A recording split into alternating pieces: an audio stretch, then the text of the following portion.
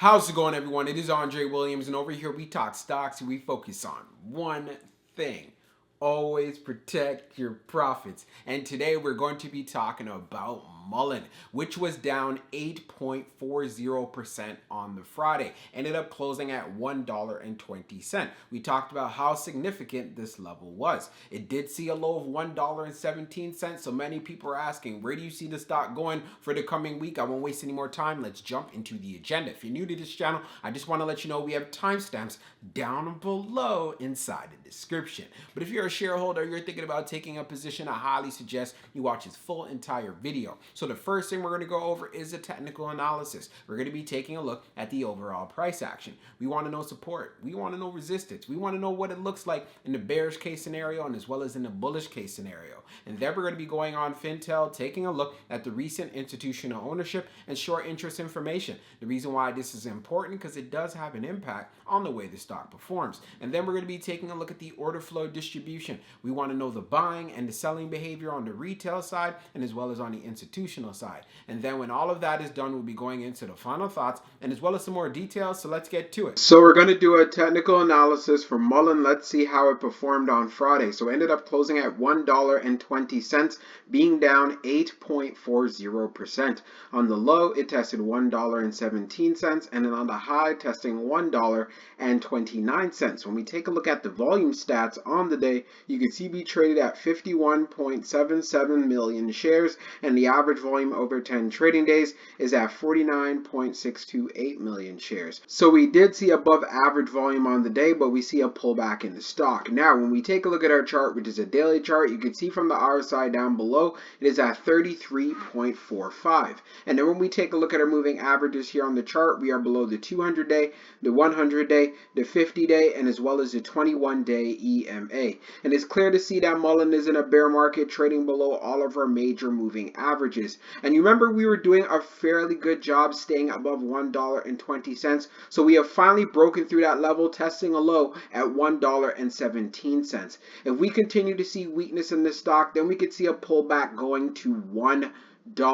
I did talk about before 115 being an area to keep an eye on, but since we did test 117, it looks likely that we are going to break through that 115 level, and the next area of support would be at $1. So that's an area you're going to want to see some strength. But if we end up breaking through $1, then the next level that you want to see Mullen holding up some support will be right here around 73 cents. So again, keep a close eye if it decides to pull back even more. But from what I'm seeing from the RSI trending downwards, it seems like there's more downside here. But if you're looking for a reversal, you want to see some strength in the play, then it needs to at least come back to the 21-day EMA, which is at $1.61. If you could reclaim 161, then you'd want to see a move to 190, and of course we have that psychological area there at $2. But again, this is going to take a good amount of buying pressure. We need to see that demand coming back into the market for Mullen, but for the meantime, it looks like it'll just continue to sell off as we go into the week. Now let's move on to the short interest information. So we're going to take a look at the recent institutional ownership and short interest information for Mullen. As we scroll down on the page, green rows indicate new positions, while red rows indicate closed positions.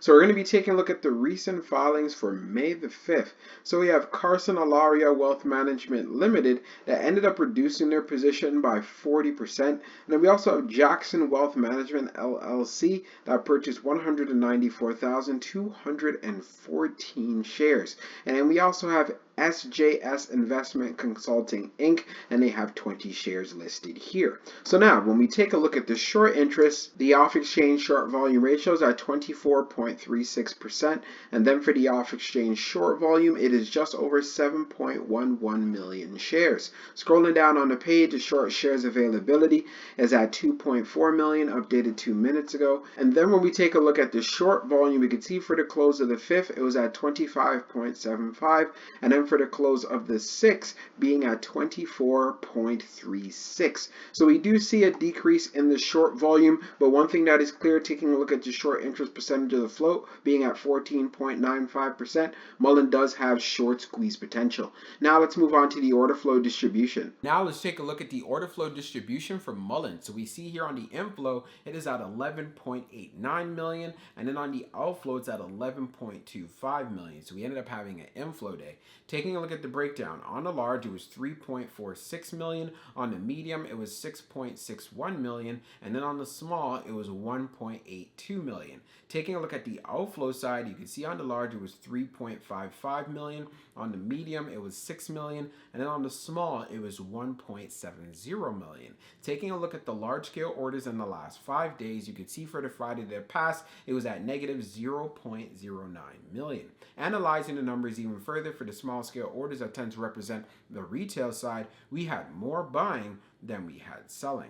And then when we take a look at what happened on the medium, we had more buying than we had selling. But when we take a look at the large, which represents whales, institutions, and funds, we had more selling than we had buying. And then when we take a look at the turnover ratio, it was at 18.18%. So this is a consistent range for Mullen. We know it does come with a lot of volatility. And with the weakness we've been seeing inside of these markets and a lot of speculative plays have been selling off, I'm not surprised taking a look at the numbers. So now let's go on to the final thoughts and we'll go over some more details as well. So for my final thoughts for Mullen, when it comes to the price action, if you need that move to the upside, it needs to get to around $1.61, which is right where we have the 21-day EMA. And then I'd want to see a move to the 50-day moving average, which is around $1.90. I'm going to be straight up with you guys. I am not seeing this for the coming week. Is it possible to get there? Of course, if they're able to release a catalyst and bring some buying pressure into the stock. But again, I'm just not seeing it in the near term,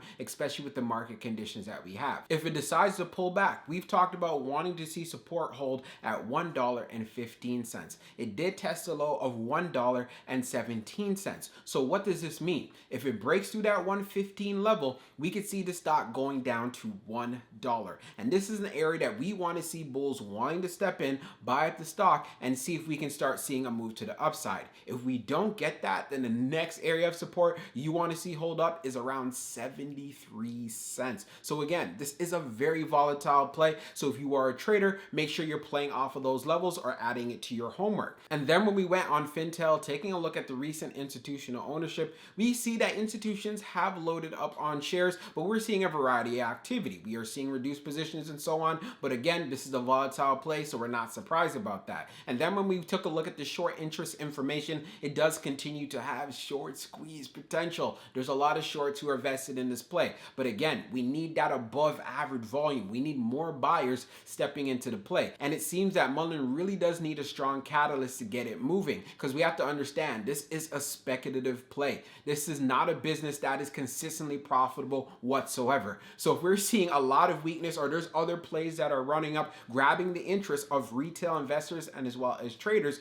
what do you think is going to happen to the stock? It's going to continue to show weakness. And then taking a look at the RSI, it still looks like the price is making some more room for some downward pressure. So that's why I want to make sure you're prepared. And if you are holding on to this play, or if you're a long-term investor, you must believe in the long-term prospects. You must have high convictions, because as far as this dip that we are seeing, that is an opportunity for you. Again, this is not financial advice whatsoever. I'm just saying, if you are an investor and the stock is pulling back and you see a lot of upside, that's an opportunity for you to add to your position. But of course, if you are a trader and you're thinking about taking a position to the long side, make sure you're using the right risk management. Or if you're a trader that's looking to do a short, again, you have to make sure that you're protecting yourself. You have a strategy and you know exactly what you need to do. You know your entry, you know your exit. I have to make sure I emphasize this. There's a lot that goes into just pushing the buy button to get into a play, all right? So I hope you guys enjoyed this video and I can't wait to see how the stock performs for this coming week. We'll talk soon.